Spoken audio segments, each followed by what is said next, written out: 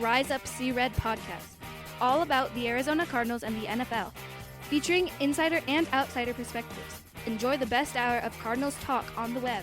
Now here are your hosts, Jess Root and Seth Cox.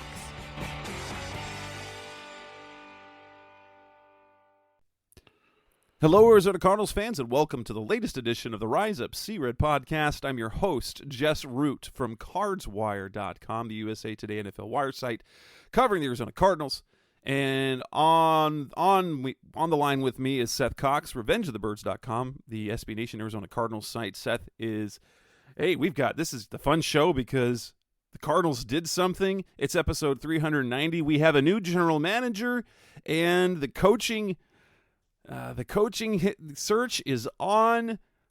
This is, and we don't even, this, normally we're talking about the roster. We're not even talking about the roster yet. We're probably not going to talk about the roster for a couple of weeks because we might have a head coaching decision in the next week or so. And then we can talk about the coach, and then we can talk about the roster. And so it's given us content for weeks. Isn't that right, Seth?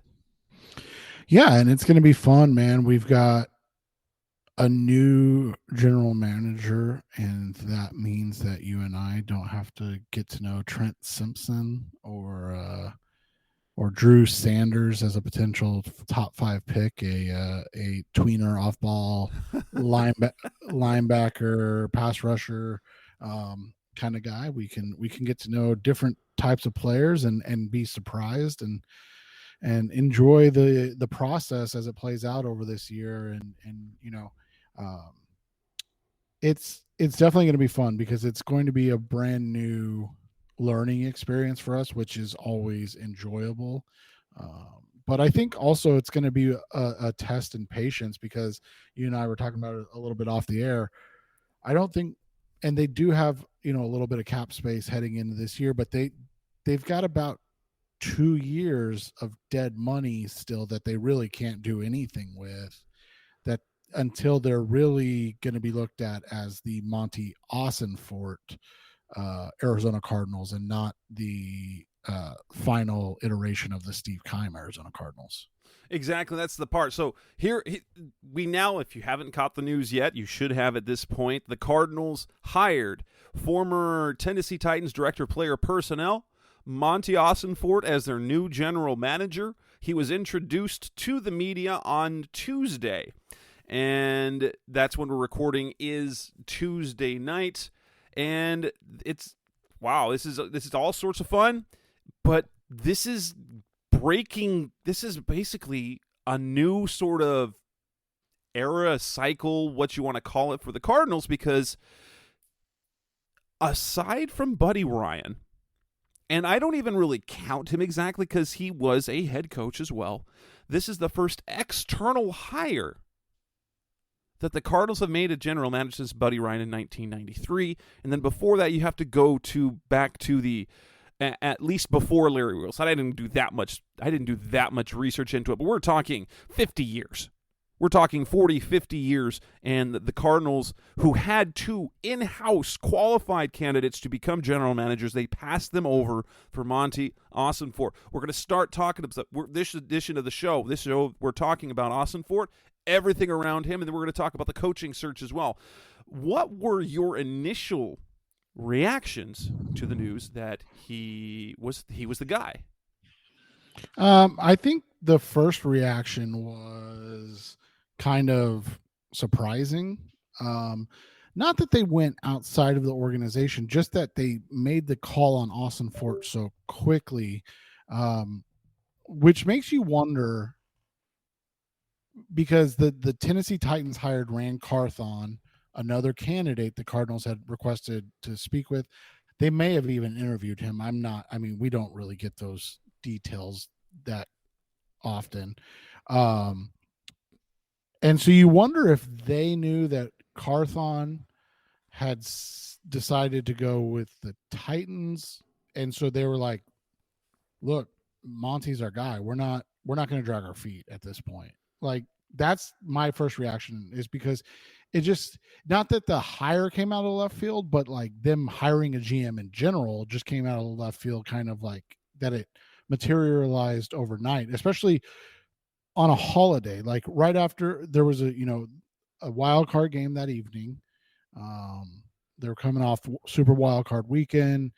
It's a national, federal holiday, Martin Luther King Jr. Day, and all of a sudden it's like, oh, the Cardinals are hiring Monti Ossenfort to be their next general manager, and you're like, what?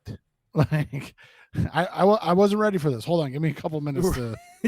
Yeah, that was like whoa, wait, whoa, and well, You're like, I thought you're like, I thought I was gonna have a quiet day off. I yes. didn't know I was gonna have to work out at my second job. That was it. What it did fell out of left field, and of all the guys they interviewed, I thought Ossenfort, just on the names, I thought Ossenfort was probably the least likely to be there. So let's kind of look at the candidates that they had. Now, it turns out that they interviewed 7 guys. I think they said, and 3 of them were internal. They interviewed Quentin Harris and Adrian Wilson. We knew that. They also interviewed Matt Harris, who's also within the organization, Ian Cunningham, Jerry Reese, and then what's his name? Ian Ortiz of the Ravens. Yeah. And so it ended up being they didn't end up interviewing Carthon. They requested it, and then the Adam Peters, the 49ers guy, he turned down the interview request. So they never actually got to interview Carthon, which is interesting. But of those names, because you had Jerry Reese, who had been a general manager before, had built a championship team. I was a little bit excited about that one. Ortiz was, comes from the Ravens organization. I was going to say he's part of the Ravens machine, so Yeah. a lot of people were excited about that possibility because he's a disciple of a really, really well run organization. Yeah, and then you have Cunningham, who was by all accounts around the league is kind of an up and coming star within executives. He was in the accelerator program. Bid will talk to him there, and so it felt like that. Just kind of looking at those guys now. I when we talked about the candidates last week that we knew about, including Ossenfort, his history was very intriguing because of his background, in a decade and a half with the New England Patriots, and he worked his way from scout all the way up to director of college scouting for the Patriots when they were in their dynasty mode with Tom Brady and everything. Yeah, he was the director of college scouting for their final 3 Super Bowls. Like he was the guy that was helping Belichick create the boards, that was helping Belichick make these decisions. And people want to say, well, Bill did everything. Well, yeah, Bill was the GM, but he was the guy. But he's not the chief evaluator. Right. Like he was the guy that was giving Bill the scouting reports. And somebody, said to me, like, they're one of the worst drafting teams of the last 20 years. You guys worry too much about first round picks. What you don't notice, and what Ossenfort did, was he built an incredible offensive line through the draft for the New England Patriots. Their offensive line, his final 2 years there, was almost all homegrown talent that he was the responsible party for drafting.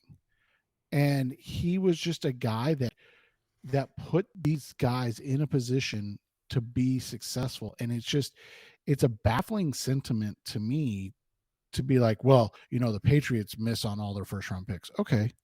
If they miss on some of their first round picks, let's not use hyperbole. Yes, they may not draft all pros with their first round picks, but you look at it. I mean, we both talked about it, but I wrote about it. Like, they drafted Joe Thuney, one of the best guards in the NFL, I think in the 6th round is what third round right. third round in 2016. Okay. I just pulled up their draft history to Yeah, kind of look and at that. They drafted Isaiah Wynn, who's a really good player. They drafted Shaq Mason, who's a really good player. 4th-round pick. Can you imagine a 4th-round pick that starts over 100 games at guard? We thought Earl Watford was a good 4th-round pick, and he was a backup. I mean, nothing against Earl Watford, but we love Earl, but Shaq Mason's a legitimate, well-respected, highly paid guard in the NFL, playing for the Tampa Bay Buccaneers. This is a guy that started 115 games in his career, and got a huge deal from the New England or the Tampa Bay Buccaneers this offseason. Ted Karras is a 6th. That's who the 6th-rounder was. Ted Karras is one of the better centers in the NFL, or guards in the NFL. Starts. Oh no, he is the center for the Cincinnati Bengals. That's what I thought. He's snapping to Joe Burrow. He's one of the best centers in the NFL. A 6th-round pick. He started 65 games in his career, and he's a really, a 2-time Super Bowl starter. Not a guy that was on 2 Super Bowl teams, a 2-time Super Bowl starter. This is a guy that can play. And yeah. Well, and you look at some of the other, even the guys that you don't remember. Marcus Cannon in 2011 was a 5th-round pick they drafted. They drafted 2 tackles that year. Nate Solder was their 1st-round pick. You go to, correct me if I'm wrong, Connor McDermott. Is he the guy that got all the crap from the Cowboys last year in 2021? No, I think that was. I thought that was Connor Williams. That might be it. But some of the other names that we come, Brian Stork, the center that they had for a while, was drafted in the 4th round. You go up the line, you've got, Shaq Mason, Trey Jackson, you got Ted Karras. I think that's a 6th-rounder. Joe Tooney. So yeah, you've got a whole bunch of these guys. Well, and then they do it on the other side too. You talk about he was part of the crew that drafted Lawrence Guy out of ASU. That's been a stalwart for their defense forever. He drafted Trey Flowers, who's been a really good pro in the NFL. He drafted Derek Rivers, who's been a good pro in the NFL. Dietrich Wise, Chase Winovich. These guys are all. Byron Coward's one of their starters on their defensive line now. 5th-round pick in 2019. So that's what he has been able to do. And so the other thing that you notice with this, and something that you and I have talked about, is he values premium positions. And so you look at it, he's drafted corners early. He's drafted, interior pass rushing defensive linemen early. He's, things, and people are like, well, Dominic Easley was a bust. Okay. He took a flyer on a guy that had a knee issue that just didn't pan out. Malcolm Brown was a bust. Okay. He went to the well to go get a defensive lineman. Well, yes, the player, but mind you, these are also picks 29 and 32 and right. And so, so people are like, well, he misses on these guys. And it's but he took a swing. That's been the biggest thing. I went back in 5 years in his 7 years since he became the director of scouting in with the Patriots. He took 12 offensive or defensive linemen in the first 3 rounds. In the decade of Keim, he only did that 10 times. So in 5 years, you're talking about 12. In a decade, you're talking about 10. He values the trenches. Now, again, you can be like, I don't agree, those guys didn't work out. Okay, that's fine. But at least he's taking hacks at those guys, and he's not spending. That's what I wrote about. This is the Cardinals used 12 top 3 round picks on wide receivers, tight ends, and off-ball linebackers in a decade. Like that's just not good roster and draft utilization. And by the way, they missed on a lot of those guys. Yes, So. yes. We've been talking about Kaiman as picks for some time, and yes. And so this is something different. It'll be fun to see. But he comes like you see the organizations that he's been running or that he's helped contribute to. You have the Patriots in their heyday. Then you have the Tennessee Titans for the last 3 years, and while they don't have much to show for it in the playoffs, but what have we seen from the Titans is the fact that they are consistently good.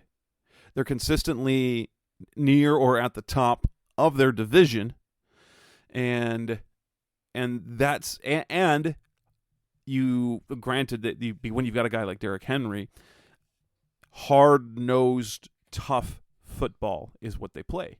So it's going to be interesting to see how they build the roster now moving forward, right? Well, yeah, that's going to be the thing because they don't have a Monti Ossenfort type of roster. And that's not to take any shots at any of these guys or anything like that, but they lack young, physical offensive linemen and defensive linemen. That's just not what they have. And so that's what you saw with Ossenfort as the guy, director of scouting. That's what you saw with him as the director of player personnel in Tennessee. So, is that going to continue? I would guess it would. And when you're drafting 3rd overall, especially in this draft where there's a legitimate chance that the first 2 picks are quarterbacks, you're really first team on the board in terms of like, hey, we can take anybody. And so that's going to be fascinating to me because I know for me what I would do, but I'm really interested to see what Ossenfort's thought process is. The other thing is both the Titans and the Patriots love to trade down and get more picks and have more bites of the apple, so to speak. But again, that's usually trading down from the late or the early 20s or the 20s or 30s. And so that's when you want, because your premium blue chip talent's usually gone by then. And so you usually find the sweet spot of talented, capable players who can be very helpful. And those are guys you want more of, especially since the talent gap in some drafts from 20 to 45 is negligible. Right. And so that'll be what's interesting to see what his thought process is around all of that, because that's going to be, you don't want to say his first draft is going to be what defines him, but his first decisions are going to be what defines him because, and again, we're going to have plenty of time to talk about the number 3 pick, but if you make the wrong pick, if that's your first, decision, and you say you take Jalen Carter and Will Anderson turns into a two-time defensive player of the year, and Jalen Carter's just a really good player, it's going to be like, what were you thinking? Or you trade down and you go get a very good guard in Peter Skoronski. But again, Will Anderson or Jalen Carter. It's the 2006 draft all over again, or 2002 draft all over again when they passed up on Suggs to get Calvin Pace and Bryant Johnson. Right, and so that's what's going to be interesting because we're going to be able to debate it and have our opinion and what you and I being wrong, right or wrong, isn't going to matter. Right? It won't matter, but it's going to set the tone for a lot of fans for Ossenfort's career, because you don't want the first decision you make to be the one that people are like, he's the guy that passed on, blank. And so, well, let me recall, Steve Keim's first pick was Jonathan Cooper. Well, so we're like, he's building the trenches. Well, and so that's always, and somebody asked me this. Do you think that made him gun shy to like go back to that well? Like he was like, God, that was such a monumental bust that like I can't have that happen again. I need to be cautious with, how I deploy this pick now. And it's like, dude, you still got to address the issues of this offensive line. Like they're not going anywhere. They're still there. Yeah. So, whether or not you had bad luck, and that's, I mean, honestly, we probably could chalk a lot of that up just to bad luck for Keim and Cooper. You gotta get back to it too, and really, change that. But I'm really interested to see. It's going to be fun. Like I said, like I don't know who my pick was to be the GM. Like I had less opinion on the GM candidates just because it's not like we were coming from the well of like, oh, we can get, John Lynch, or we can get like all of these guys are guys that are up and coming. So you're just realistically, you're just looking at it and going, I want them to get a guy that comes from an organization with a strong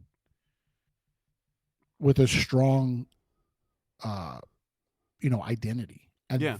that is what ultimately they it's what they did. They absolutely did do that. As we talk about moving forward. So let's move on from that. Coming in next on the Rise Up See Red podcast, the best of Cardinals talk on the web. Let's talk about specifically what Ossenfort and Bidwill said and what was said at his introductory press conference. That's coming on next on Rise Up See Red. We're back on the Rise Up See Red podcast, the best of Cardinals talk on the web. He was introduced to the media on Tuesday.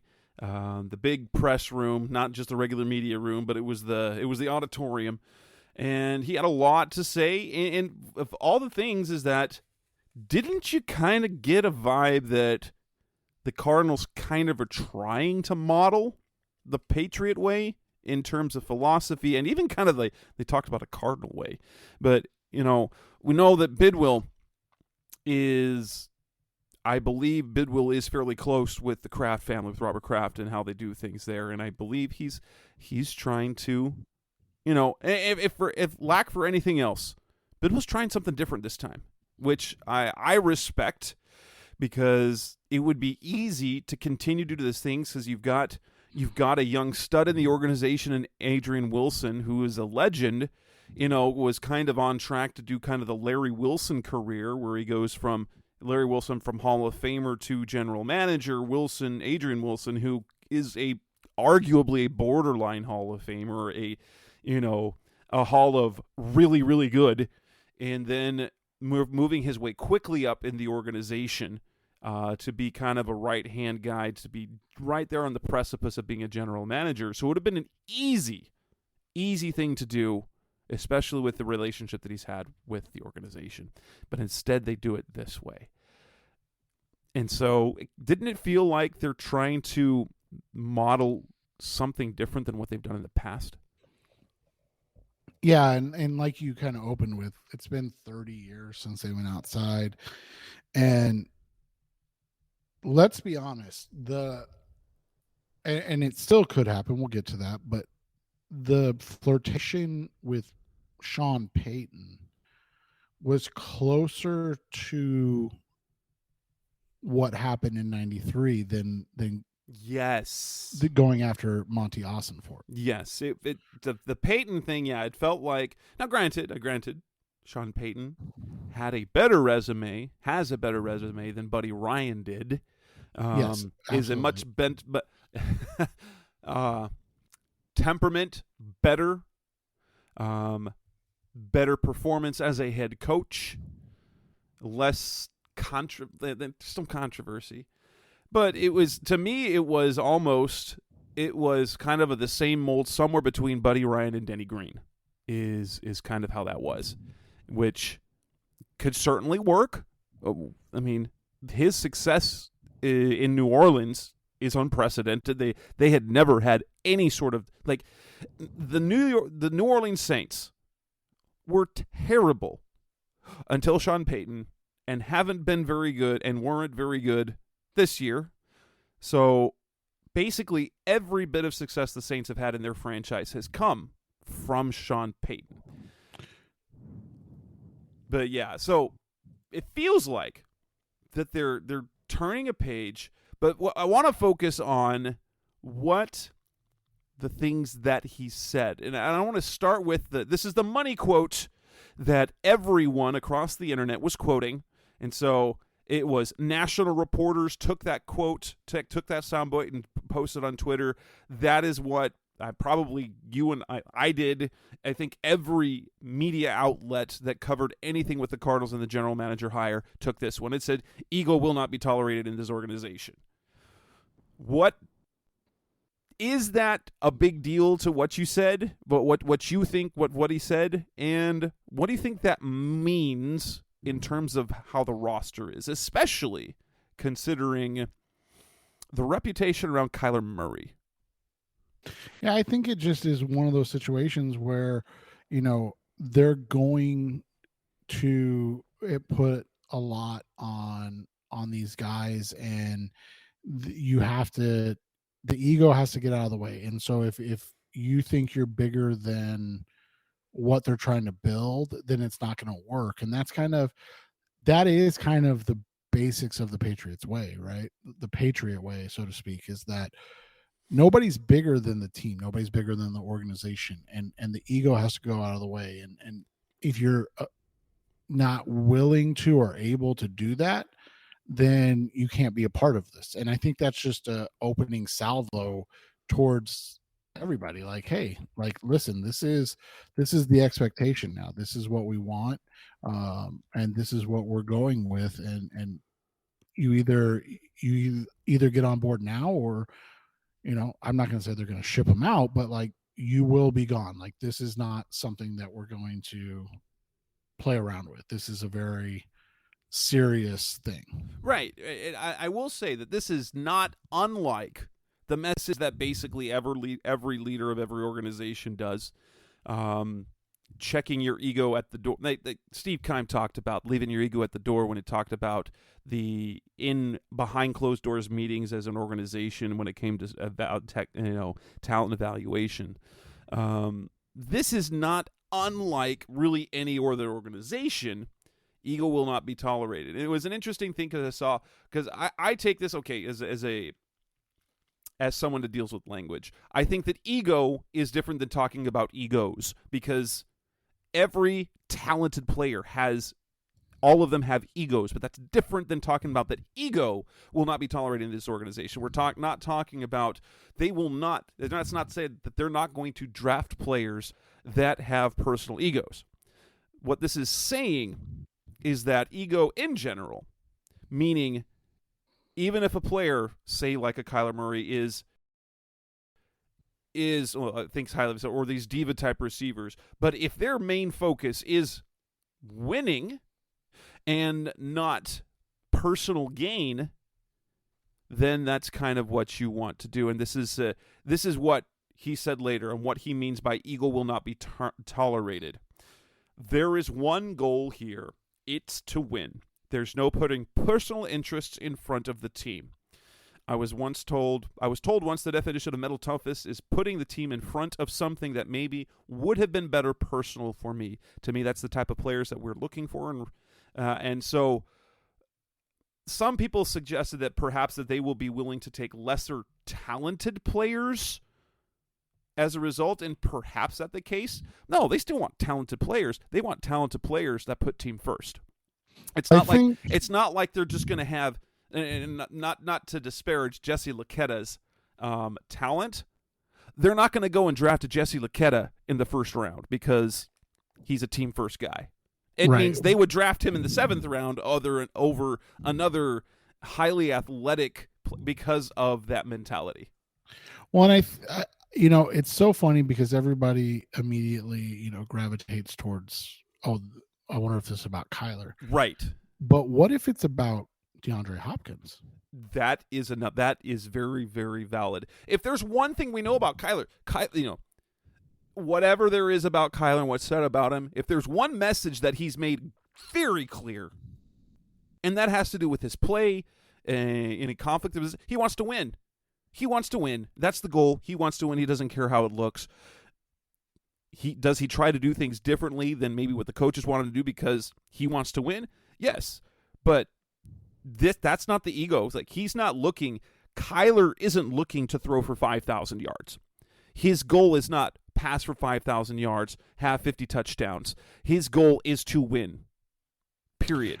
Right. And so that's, but that's the interesting thing is that's how, everybody always wants to put everything on Kyler, but that's part of the gig too, right? As the franchise, when you get, that's part of what comes with getting paid that type of money those are the little things that you have to deal with that a lot of people don't get. Like those are things that come with the price tag.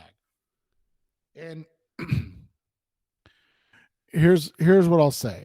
There's a lot of guys, right or wrong, that care about a gold jacket more than they care about a Super Bowl ring. And the reason that is because there is, and I don't know how many people know this, there are personal financial gains that come with a gold jacket as well. What I mean by that is your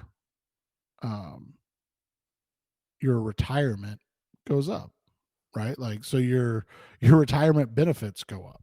You're a Hall of Famer, you get a little extra cash, not just cachet, but cash, right? It's interesting is that fact, and that's a question that's asked of a few people, and I understand.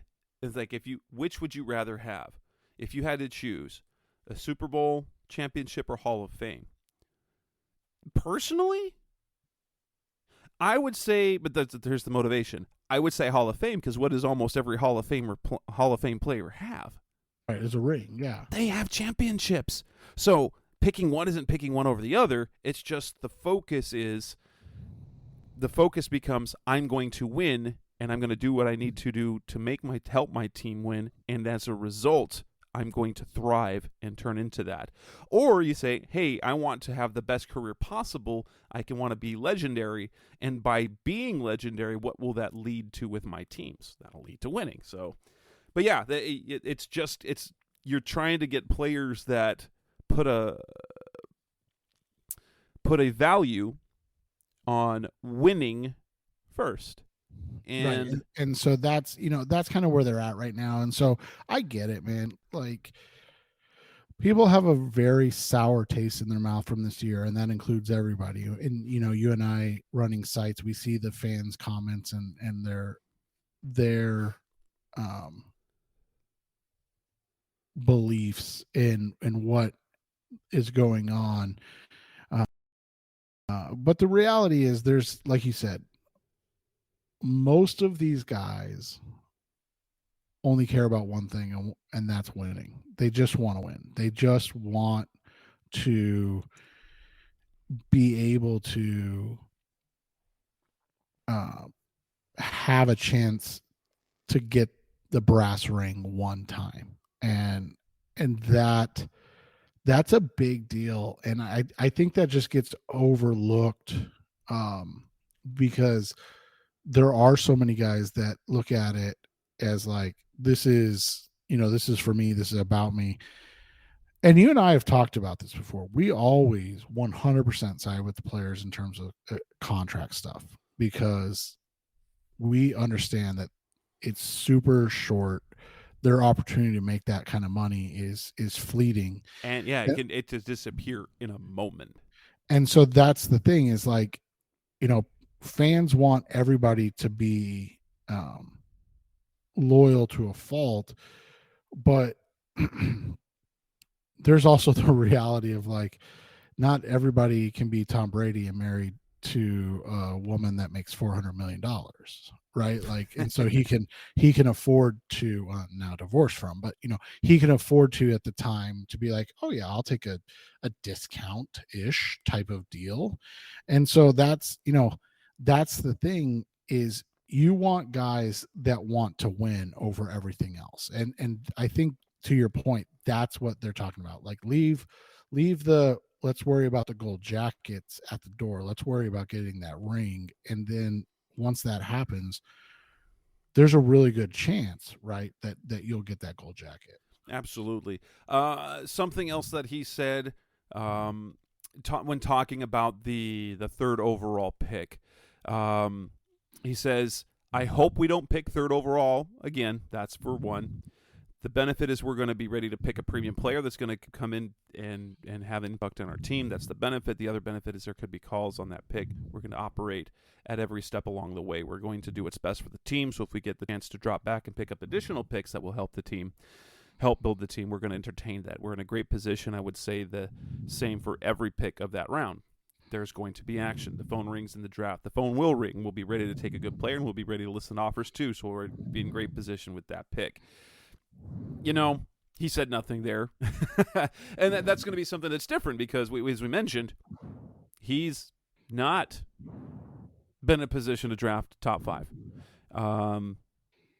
That's something that's going to be new. And well, interesting is kind of is if the Cardinals end up moving on for DeAndre Hopkins, say if they're able to get a first-round pick for him, I don't know if that's going to be possible, from a team that picks later in the first round, that then becomes interesting. Because if they were to acquire another first-round pick, I bet they hold set at number 3, but then use the later pick to then trade back and pick up more picks. That would be my guess, but and that would be 1,000%, right? That'd be the Patriot way. Yes, because the Patriot way would not be drafting third overall. They're not quite there yet. So Patriot way is consistent playoffs. So you're picking in the 20s or 30s every single year.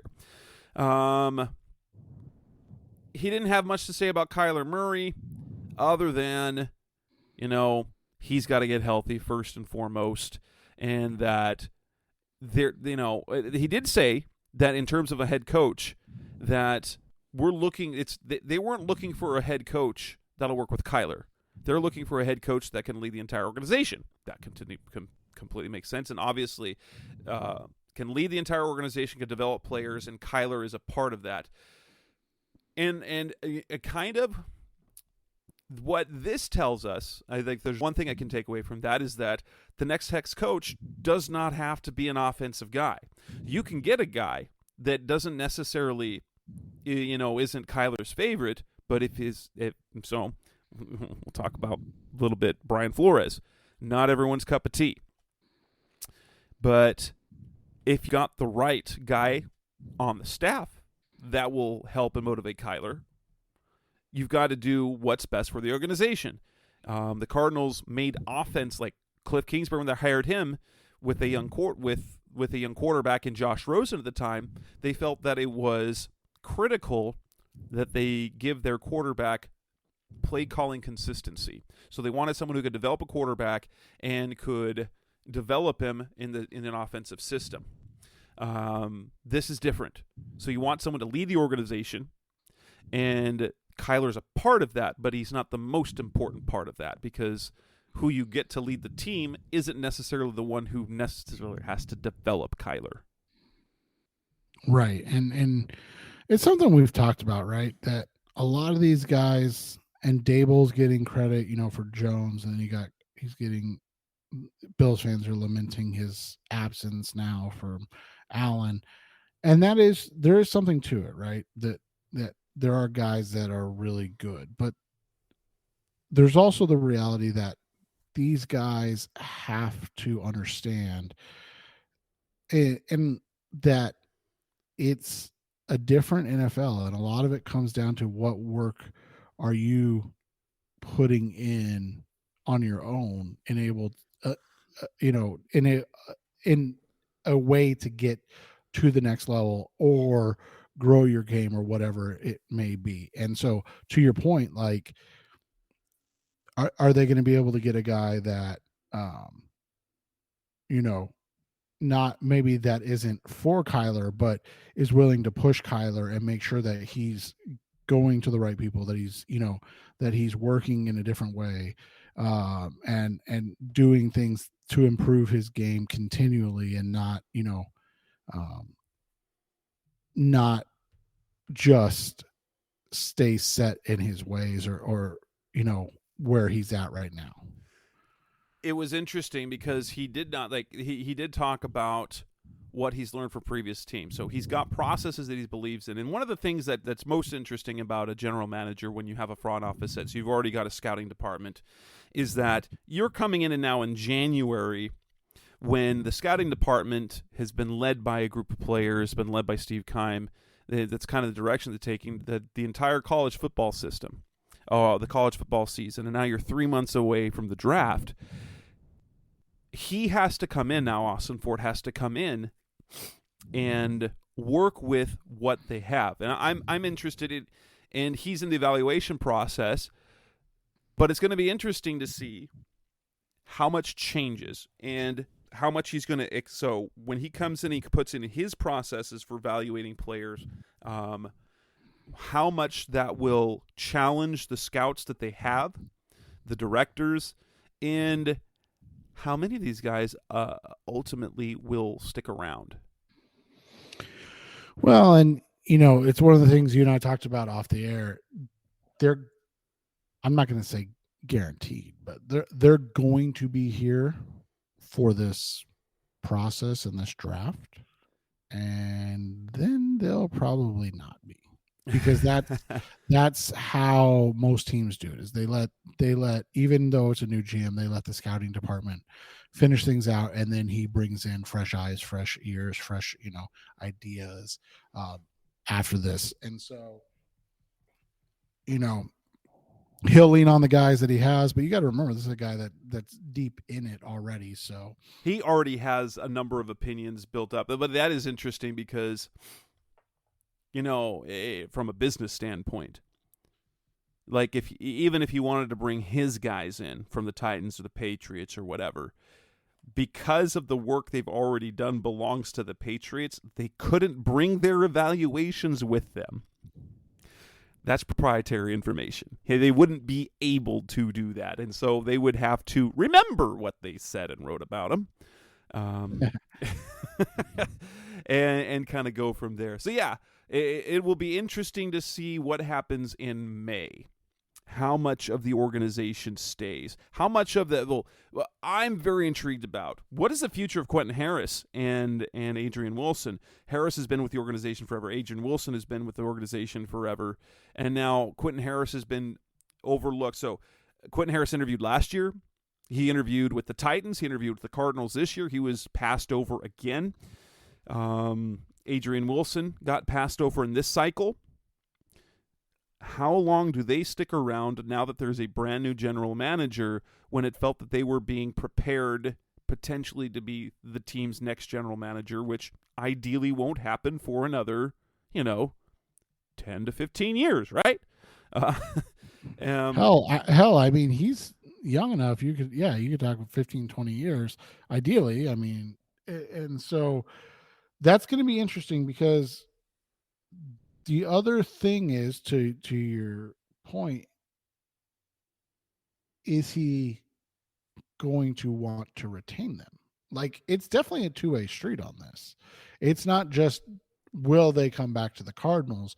Will Ossenfort want his own director of player personnel, his own director of college scouting? Like, will he want to bring in guys that were under him, like you said, in Tennessee or in New England, to be those guys? Or is this one of these edicts that he came in with that they say, hey, this is the expectation as well. We're expecting you to keep Quentin and Adrian on your staff at these positions, because at the end of the day, let's be honest, that is what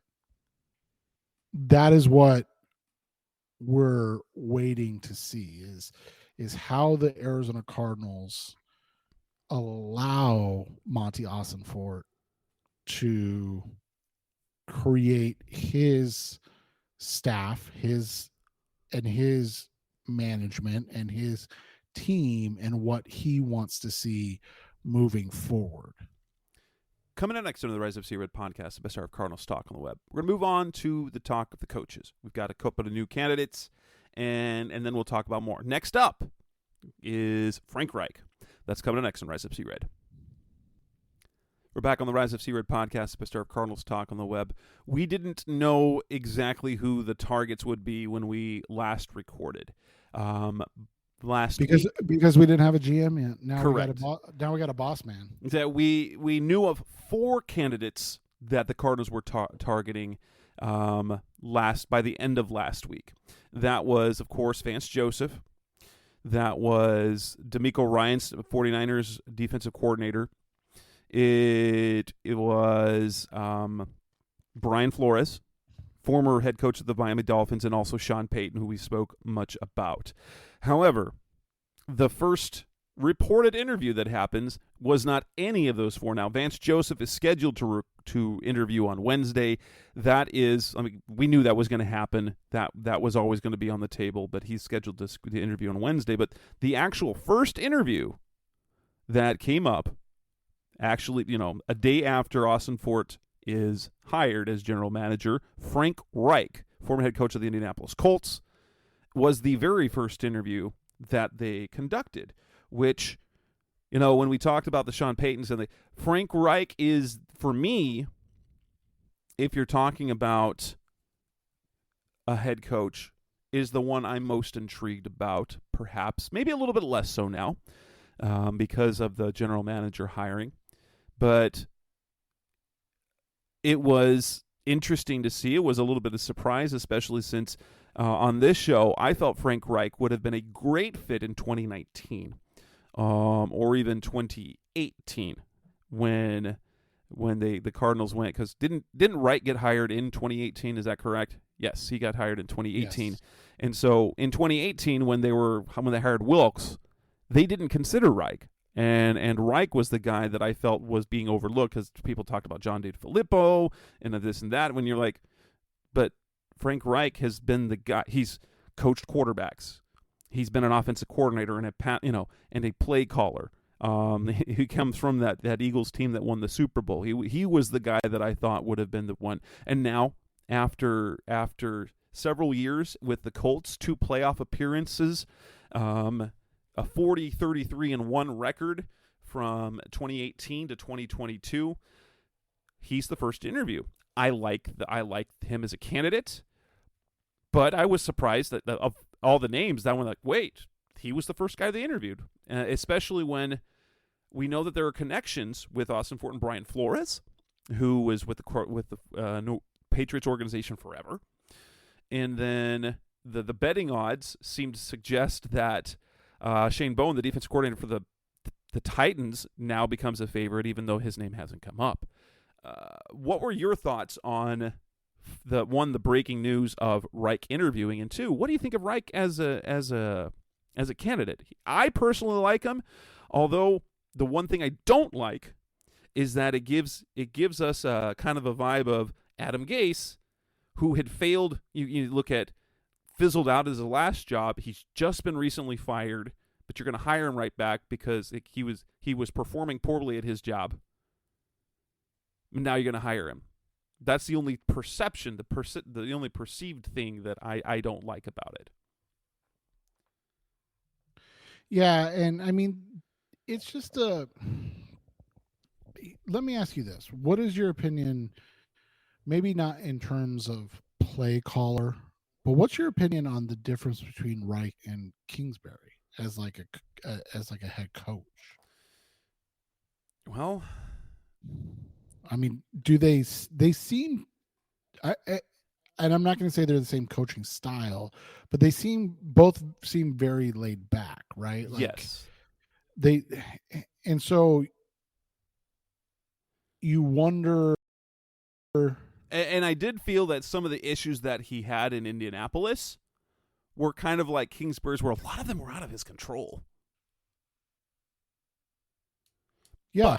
But yeah, definitely. He does have a more rich NFL background. He was on the Ken Whisenhunt coaching staff back in 2012 as a receivers coach. He coached quarterbacks in Los Angeles. He was an offensive coordinator there. He was a quarterbacks coach under Ken Whisenhunt when Whisenhunt went to Tennessee to coach. he became the offensive coordinator for the Chargers, and then he became the offensive coordinator for the Eagles under Andy Reid. They won a Super Bowl, and then he got the head coaching job, and you know he had to deal with the Andrew Luck retirement fallout. So he got to coach guys like Jacoby Brissett. He had success with Phillip Rivers. He got a washed up Matt Ryan, but he's had success with a number of quarterbacks. So he'd coached Phillip Rivers before. He coached Carson Wentz when he was at his best. So, but yeah, I think the one thing that's different is the longevity in the NFL and sort of the offensive scheme that he comes through, because his comes from his offensive background ultimately comes from the Coryell offense, I believe.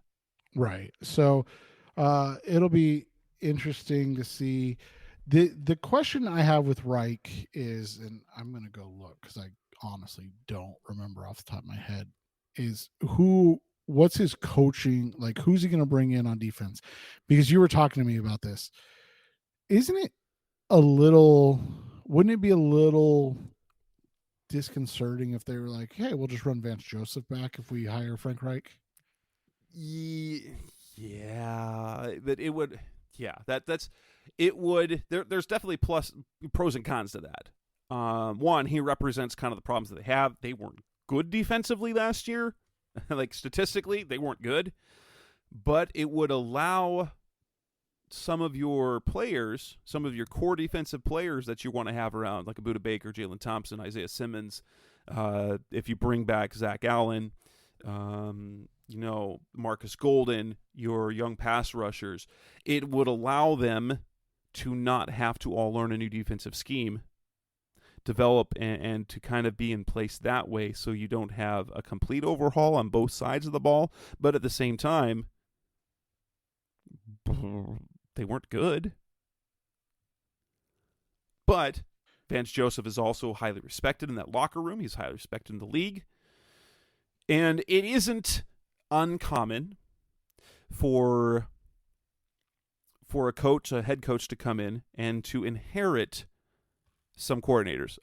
Vance Joseph was given a 2-year extension last offseason, so if they were to let him go, they'd have to eat that final year of his contract.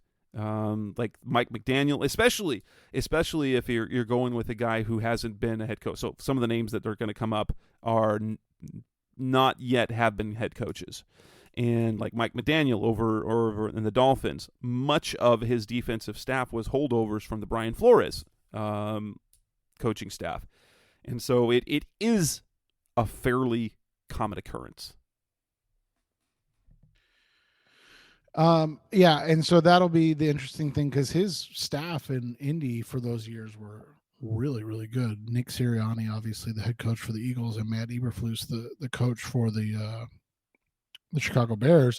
But they also have Jonathan Gannon, who's the DC and getting looks right now, right, as the defensive coordinator for the Eagles and getting some head coaching interviews. So he seems to have a pretty good pipeline in the NFL, which is always important, right? When you go from Reich, I think the next interview is going to be the kid from Denver, right? Well, that's the next guy we'll kind of talk about. So yeah, let's talk about that. Coming next on the Rise Up Seared podcast, special Cardinals Talk on the web. We have another candidate that emerged. No interview scheduled yet, but requested, and that's Ejiro Evero, defensive coordinator of the Denver Broncos. That's coming next on Rise Up Seared. We're back on the Rise of Seared podcast, special Cardinals Talk on the web. So Vance Joseph is technically the next interview up for the Cardinals with the head coaching staff. But then late on Tuesday, there was breaking news. There was a report of a requested interview. And Ejiro Evero, defensive coordinator of the Denver Broncos, part of Nathaniel Hackett's staff, is getting looks around the league. The Cardinals have requested an interview with him. First-year defensive coordinator, very talented one very high-performing defense this year for the Broncos. They were ranked number 7 overall in total defense. in that, sort of disaster of a year. Interesting candidate.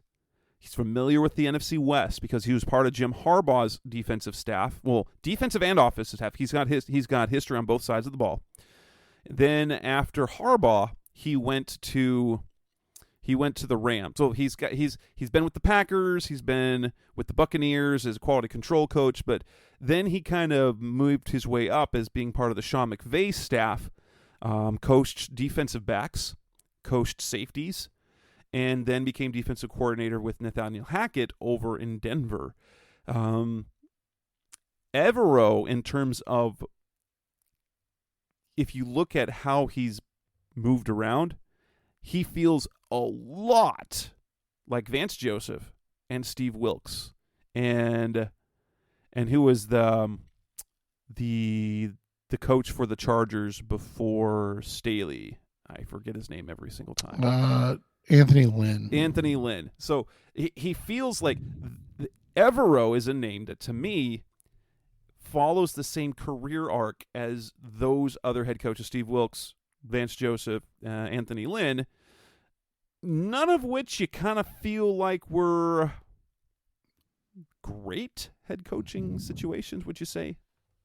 Yeah, and it's always tough with young guys that haven't done it yet to figure out exactly where they fit in, right? Like how they're going to fit in. Now, like you said, he was with, all right, so going back. So he's been with Harbaugh. Who was Harbaugh's DC? No. Well, I guess he was an offensive. I guess he was an offensive assistant at that point. He did the offense too, but yeah. But so that was So he was with Fangio. Okay, so he was with Fangio. He was with Dom Capers. So he's had some really, impressive mentors. Yeah.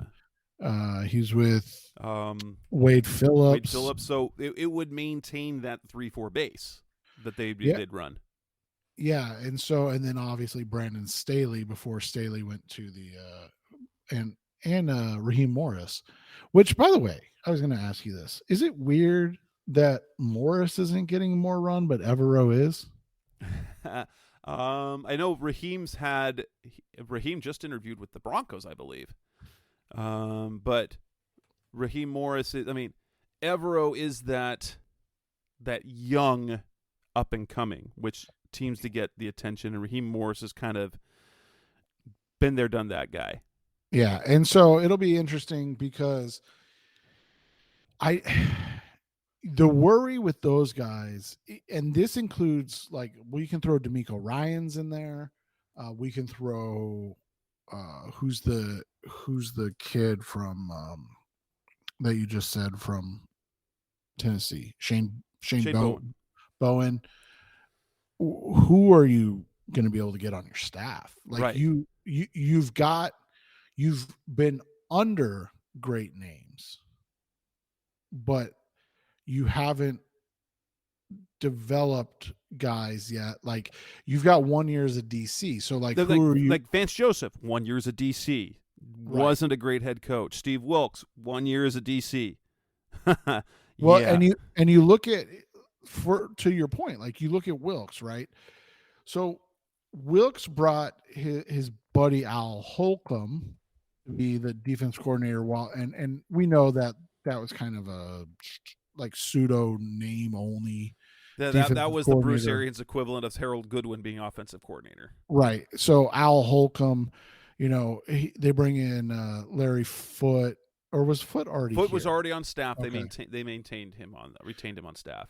And so then you look at Al Holcomb, and this is, let me say it this way. This is how you can tell if they were a good coach or not. Wilkes gets fired. Obviously, Holcomb goes as well. He hasn't got another coordinator gig. And the reason why is because it just like he wasn't ready yet. He wasn't, or he is just a really good positional coach, linebackers coach, running game, defensive running game coordinator. Like he's not a great DC. And that's what the worry would be with an Evero, is that you're going to get something similar. So like, obviously I'm not familiar with the depths of the Denver coaching staff right now, in terms of who's there. But when you look at that, um, where would who is Evero going to be able to bring with him? Like, and then the other thing is, who on earth would be the OC that they would bring in? That's always the question. While like we were mentioning Vance Joseph, is like if they hired a guy like Frank Reich, he brings us his offensive staff, but if they retained Vance Joseph one more year, that means you've got half a dozen coaches whose salaries you don't have to eat or buy out, because you can let Vance keep his defensive staff with him and kind of maintain that. While what's going to happen is if you bring in a defensive guy, they're going to bring in their defensive guys, and then you're going to have a new offense, because whatever offense is coming in is not the Kliff Kingsbury offense and is likely not going to have the same staff as, well, that, and half the offensive staff was fired during the season too. Right. Yeah, right. Exactly. So yeah, it'll be interesting to see how this all works out with a guy like Evero, obviously. And it was something, did you see Jim Trotter's tweet the other day? Was that about the chart situation? No, the defensive coaches, the coaches that are defensive coordinators interviewing for head coaching jobs are now presenting not just who their offensive coordinator would be, but who would be the next offensive coordinator in that succession if that one was to get poached. That's an interesting. Yeah, that's. You kind of have to think about that, because that was one of the things when the Cardinals hired Kingsbury, was the notion that, hey, because offense is important, if you have an offensive coordinator who is talented, he's going to get plucked away. And so you kind of do have to have a succession plan in place. Yeah, so it's that, so you wonder, and he didn't say who, but he just said with talking with some head coaching candidates. So you wonder if he's got some connections with the AFC West, especially the Chargers. So would it be talking about Evero? Would he be talking about potentially Raheem Morris, right? Because he's in the LA area, those guys, or is he talking about a guy like Brian Flores, that's a defensive guy, but has a little more cachet in the league, so to speak. So it's interesting to see how they're approaching this now, because like you said, a defensive guy, it's a lot harder to sell. Yeah, and unless you get, would be kind of interesting would be hire a Brian Flores, have Frank Reich as your OC. Yeah, and you wonder if, I would guess that they're. I wonder if they broached that topic with Reich in the interview. Well, I was gonna say, I wonder if it's almost. I guess they probably wouldn't be scheduling Evero, but like, I wonder if they're looking at it as they are potentially like. Do you think Evero could be the DC, or is he gonna like? That just made me think about that. It might be like, it might be like a double interview type scenario. So like, because that's what I was gonna say. What if they're like, hey, we're gonna hire Brian Flores, and so like you're saying, like, and Flores is like, hey, these are the guys I want to bring in for interviews. I'm just spitballing off of your take on Reich, but that would all make a lot of sense too. Yeah, because now all of a sudden you're gonna grab Flores, because let's be honest, while they have requested permission to speak to Sean Payton, they haven't set anything up. There isn't any scheduled interview yet. Right. At least, so the only interviews we know that have been actually scheduled was the one that already took place with Frank Reich, and the one that is scheduled to take place Wednesday with Vance Joseph, which will have already taken place by the time you listen to this episode. But yeah, coming on. Go for it. Yeah. Go for it. Oh, no, I was just going to say, so maybe that's what this is all about, is that you're looking at, maybe they have said like, hey, Flores, you're our guy. We're going to give Vance a chance to interview for his DC job, but we're also going to bring in other. I don't know. I'm just speculating, but it would be an interesting. Like you're letting them bake their pitch as head coach, but then say, "Hey, would you?" Like, and kind of make it a dual interview. If you're not the guy, would you be willing to be a coordinator? Interesting, but yeah. Coming up next on the Rise Up Secret podcast, Special Cardinals Talk on the Web. Let's talk about the last segment of the show, which is Sean Payton and the rest of the field and the coaching candidates. We'll talk about them, what we think about them. That's coming next on Rise Up Sea Red. We're back on the Rise of Sea Red podcast, Special Cardinals Talk on the Web. Sean Payton is still the name that everyone wants to see, but it feels like it's kind of losing steam for a number of reasons. One, because now you have a guy who's going to be the clear GM. Payton probably is seeking more personnel control. There's cost, and then there's some whispers that maybe the Carolina Panthers are getting ready to throw everything at Payton, which would be an interesting turn of events with what's happening there. It would, which would be fun, because then it would allow him to be back. Oh, that would be interesting, because the same division, what would be the cost to compensate the Saints for him to be in the same division? But doesn't it feel like the hiring of Ossenfort seemed to, at least in terms of a football point of view, in terms of a fan point of view, kind of take the wind out of the sails of the Sean Payton talk, even though the betting odds changed things only slightly from plus 300 to plus 350? Yeah, I don't know if it changed anything other than, they're telling Sean in this instance, like, hey, we'll definitely allow you to maybe be, a guy that is in charge of some personnel decisions, but you're not going to be the head coach and GM. Like, you're not going to be Bill Belichick. So that's the only thing. And so they got it out of the way quickly and said, like, hey, if this is what you want, then don't expect that, right? Don't expect it. But if you want to come here still and be the head coach, you're definitely going to be part of the personnel package and everything, decision-making package, but it's not just the Sean Payton show. I can see that. I'm not going to say it rules him out, but I do think it changes things, because we've heard, and it sounds like Dave Tepper's willing, that Sean wants to kind of be the guy. And not only does he want to be the guy, he wants to be paid like the guy. Like, we're hearing just right, $20 million a year. Woo. Oh, somebody that covers the Panthers said that they heard that Tepper would be willing to do $25 million a year. Holy cow!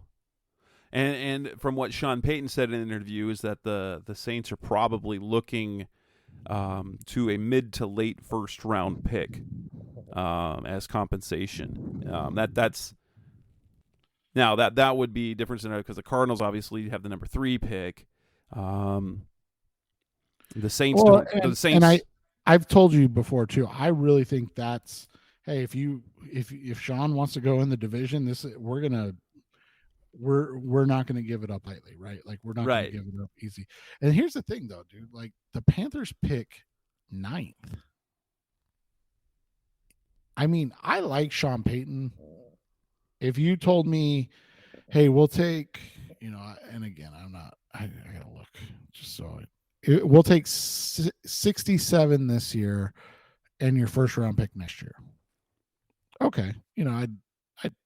I'd think about that a lot quicker than I would say, hey, we want the number 3 overall pick. I'd be like, good luck in your search. Like, that's how I would. But if you're going to go within your division,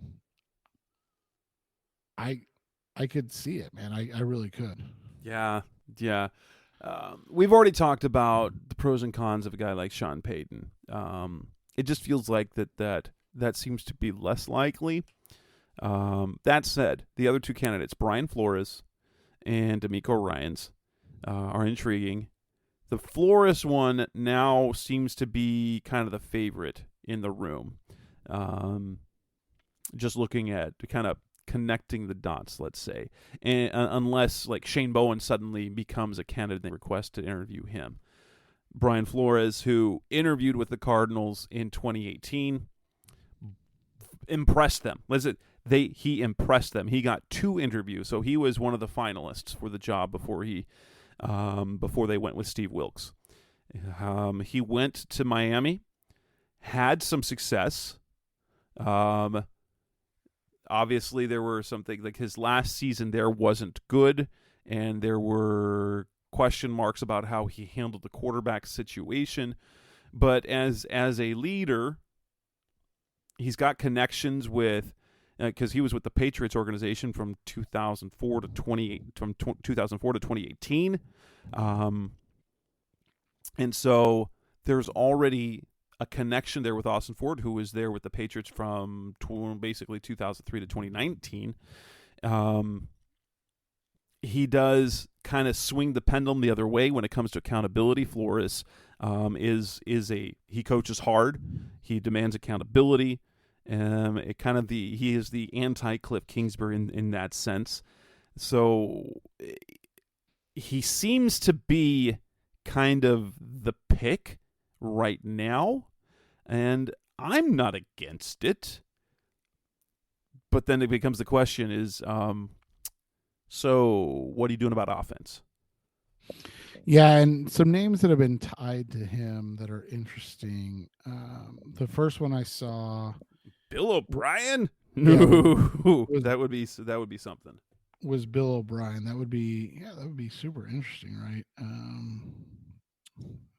Strong personality, right? So you don't get Bill O'Brien. Would you? And I don't even know if they have any. I don't know if they have any overlap, but like LaFleur, the kid that just got Mike LaFleur that just got canned by the Jets. Yeah. Would that interest you? Maybe. I don't know.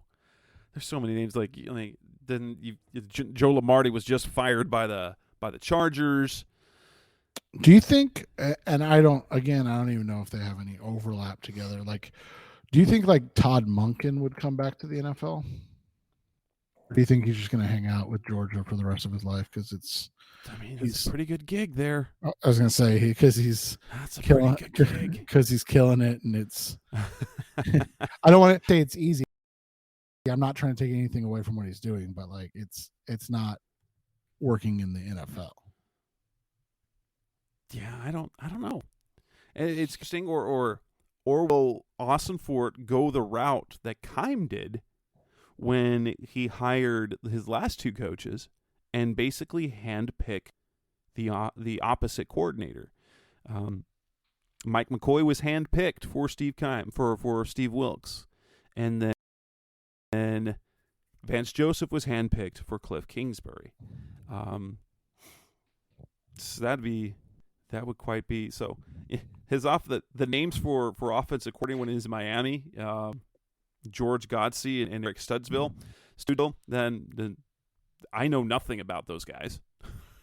Yeah, there's some guy named Chad O'Shea who's the wide receivers passing game coordinator from Cleveland. I mean, he was there initially, 2020 it was Chan Gailey. So, and then 21 is there. It was Godsey and Seville. It's interesting because he's on the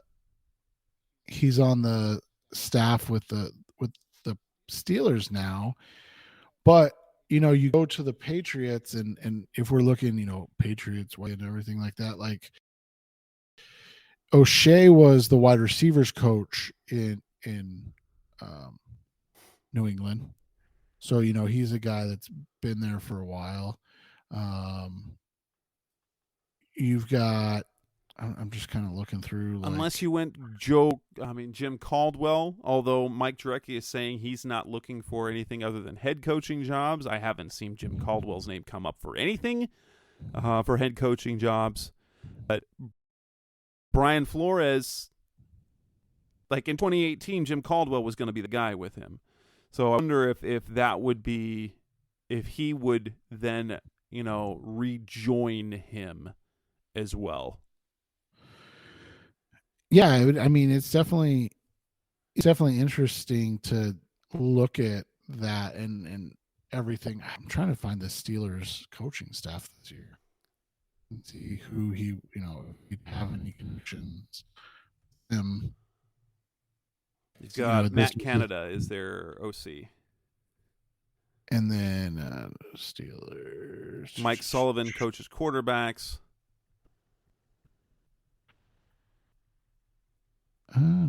Nobody that like stands out. Yeah, I mean, we got a lot of old guys and a lot of young guys on a really, and I'm not saying this to be rude, but like on a bad offense on top of that, right? Yeah. Is there 18 points a game? So, yeah, I mean, that's the thing is like, who's this guy bringing with him, and what does it look like? It'd be a lot different. And obviously hindsight's 2020, but think about this, like he and Brian Dable were on a coaching staff together forever. Like obviously everybody knows now that would be fantastic, right? But who do these guys bring in? And I think, and that goes back to what we talked about with Peyton, right?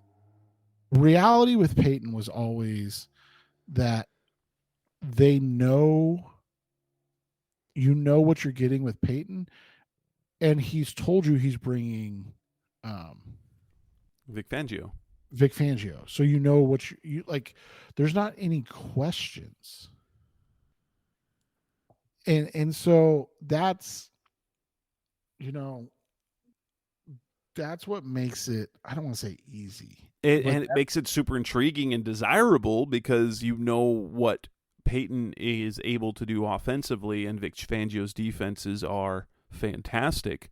And schematically, in terms of player fit, you've got guys that kind of already fit what Vic would want to do. Yeah, and that's, I mean, I think that's what makes it really, easy and something that you look at. But quite frankly, I just don't. Yeah, I'm kind of going back through these old Patriot staffs too. Like, there's not anything where you're just like, oh, this is the guy. Like O'Shea, I've never heard of him. He was fired after one season as the OC in Miami, and he's already 50.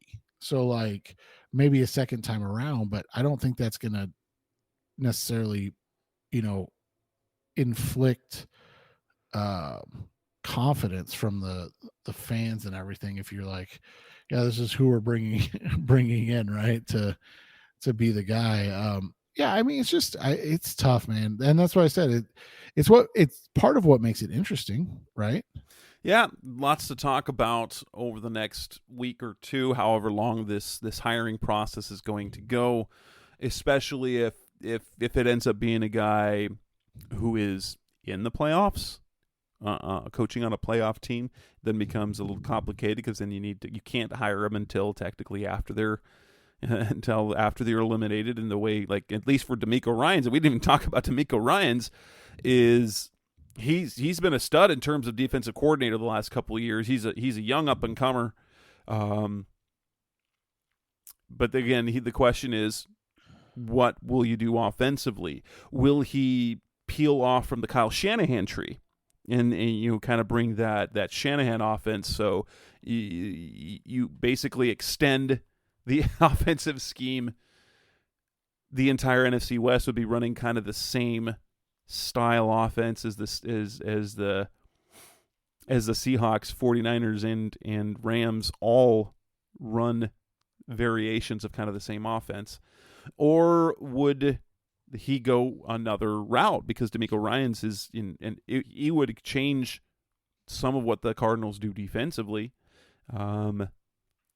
By all accounts, he is ready for the next. Like he's a hot shot when it comes to coaching, kind of like what Robert Saleh was. Only Ryans has been able to take what Saleh did and maintain and improve it even a little bit, to where he's now put himself in a position to coach. As a player, the type of player that he was as a heady linebacker. He mentored Jordan Hicks when Jordan Hicks was drafted, and was basically the Zaven Collins was in the same scenario as a rookie that Zaven Collins was for Hicks, and Ryans embraced him completely. And so I think he's an intriguing fit, but then you also have to worry about, of course, who's he going to bring on to coach the offense, and how will that fit with what you want to do with Kyler Murray? Yeah, and that's going to be the big thing, is who and where do you go? Let me ask you this, a couple names I just looked at. So O'Shea's mentioned a lot. What about Zach Robinson, the Rams quarterback coach? I mean, everyone off of McVay's tree seem to be all right? Yeah, I mean he does, and he's an interesting. But it would again keep that same offense in the entire NFC West. Right. Yeah, I mean it would, and yeah. So you look at he's a young guy, passing game coordinator, quarterbacks coach, was the assistant quarterback coach last year. He's young, man. So I mean, he would get snapped up pretty quick. They mentioned Joe Judge. I thought Judge was a special teams guy. He had done receivers as well, I believe. Okay. I think he was a receivers coach first, then coached special teams, and then got the gig in New York. I was going to mention this guy again, just kind of going back through old Patriot staff or current Patriot staff. So their tight end coach, because I was like, oh, Brian Daboll was a tight end coach before he became an OC. Dude, I didn't realize Brian Daboll had been like an OC since like 2007 or 8. But like he just kept getting fired. Like he kept failing and then like getting fired and then going somewhere else and getting fired. So, so Joe Brady gets mentioned. He's the Bills quarterback coach. I like that. Let's see here. Zach Robinson.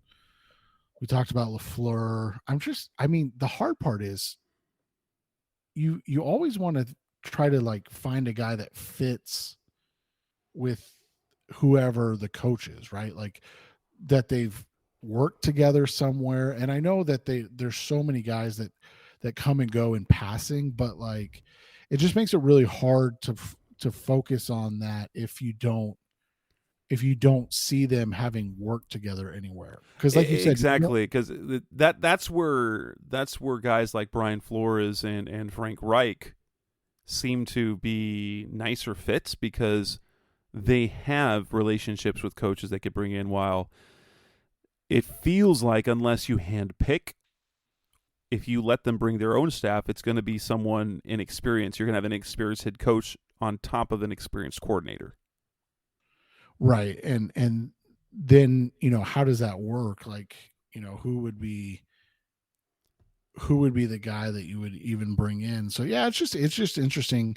Like I said, the Bill O'Brien one, it does make the most sense. Like Flores and him work together in New England. They, O'Brien's a former head coach. Like, he's a guy that a lot of people trust.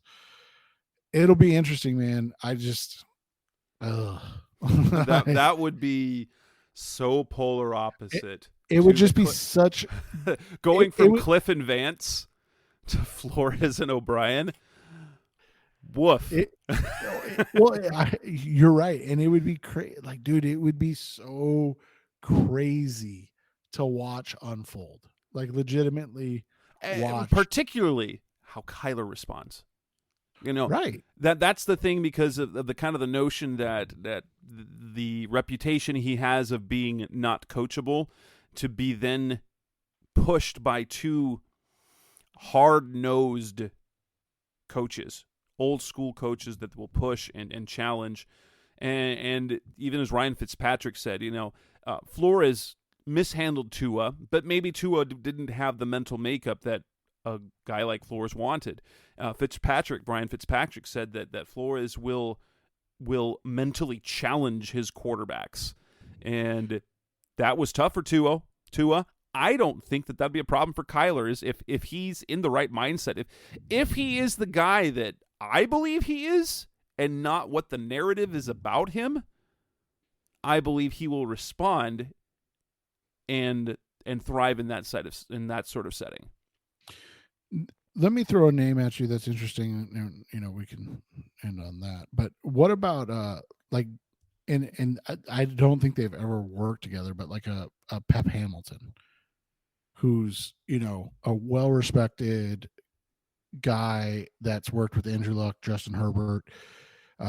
He's the Texans quarterback coach. You see what he did with Davis freaking Mills, right? Like, and like what he got out of Mills and his limited abilities, like, and he's just a quarterback coach and passing game coordinator. Do you think that would be something that would be like, again, I don't know if they have any overlap or any but like, again, I'm just trying to find names that would be interesting. The other one that would be interesting and it'd be crazy, but like, what about Nathaniel Hackett that just got fired? Oh man, that would be such a hard sell, I think.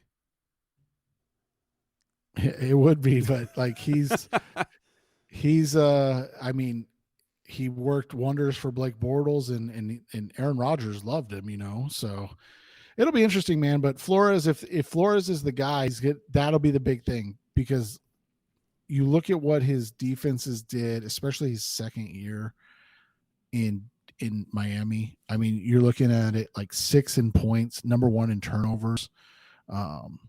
Even his last year, still 16th, right in the middle in points, 8th in turnovers forced. That changed. He took over his first year. They were 32nd in points. 32nd. His second year, they were 6th. That's literally insane. Like, you talk about a defensive changing, like, that's insane. But all of a sudden, is that something? And in his last 2 years, they allowed 8 passing touchdowns. Like, they just, it's just, or no, sorry, they allowed, sorry, I was looking at it wrong. They were number 2 and number 6 in passing touchdowns allowed. Like, his defenses were legitimate at the end, but his offense is 15th his second year, and then it dropped back down to 22nd. Like, he had a really, really hard time with offense, and that's going to be the big thing, because whether it's Kyler, because that's the thing, is like, people are going to be like, oh, Kyler. Well, I mean, he didn't get along with Tua, who's supposed to be like the most docile and happy-go-lucky and easy to work with guy in the world, right? And he couldn't get along with him. So, like you said, I wouldn't not do it, if that makes sense, because it was because he had that run in. But at the same time, man, like, it's got to be, he's got to show something as this time as being able to maintain offensive coordinators and keep a coaching staff together over a period, because that's the thing is like, if a guy gets a second chance and makes the same mistakes, then that's who he was. Yeah. And with that, we will wrap up this edition of the Rise Up Sea Red podcast, the best hour of Cardinals talk on the web. This is episode 390. We will be back again next week. I'm sure there will be more coaching talk. If they hired a new head coach. I was going to say, do you think they're going to hire somebody in the next week? It's going to be hard, but we'll either have updates on the coaching situation, we can talk roster, or we'll have a hired. I mean, I guess it depends on who their target is, because basically it comes down to, if it's D'Amico Ryans, they've got to wait. Everyone else is on the table. Right, exactly. And so that's Seth Cox. I'm Jess Rule. We'll be back again next week. Thanks for listening as always. Go Cardinals. Thanks for listening to the latest edition of the Rise Up Sea Red podcast. Listen to previous episodes and subscribe to the show on Apple Podcasts, Stitcher Radio, Audioboom, or many other podcast platforms, so shows are delivered directly to your mobile device. Please give the show a 5-star rating and always support the sponsors who support the show. We'll be back soon for the best hour of Cardinals talk on the web. Rise up Red Sea, be Red Sea Red, and of course, Rise Up Sea Red.